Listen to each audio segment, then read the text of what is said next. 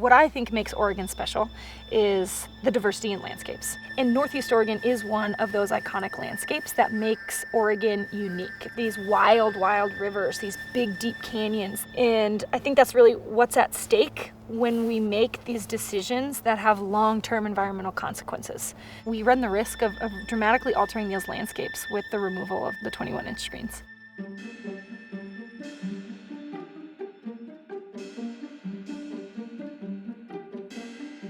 The Forest Service is proposing to change the east side screens, which is currently a mandate, into a guideline. So a mandate is enforceable, and a guideline is an unenforceable suggestion. So they're essentially allowing the discretion of timber industry, other stakeholders, to determine what constitutes an old growth tree, eliminating really the only protection that we have for current old growth trees. We did this study where we were looking at all of the national forests on the east side of the Cascade Crest in Oregon, looking at the percentage of trees that were the largest and then how much of the carbon is stored in those largest trees. So we found that the largest 3% contained about 43% of the biomass carbon in the whole forest. That means that they're doing their job in keeping carbon out of the atmosphere. If you take away this 21-inch rule, you could stand to lose a significant amount of carbon out of those forests. There's actually some great big trees right here. Oh yeah.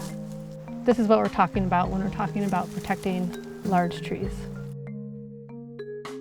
Large trees provide critical habitat for sensitive, threatened, and endangered species. They're also closely associated with biodiversity.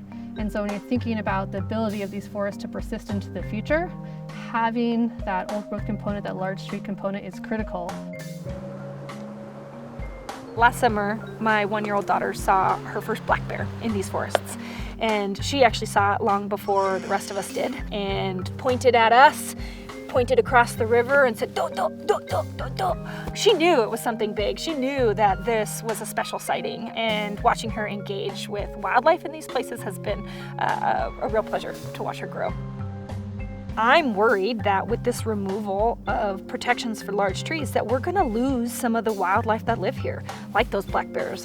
The decision, I think, reflects the pressure of timber industry and representatives, senators, elected officials that speak on behalf of the timber industry and don't represent the values of the majority of Oregonians, like myself, who believe these places should remain a place for wildlife habitat, a place for recreation. I don't want to see a Trump administration rule change carry on into a new administration and impact this forest for generations to come.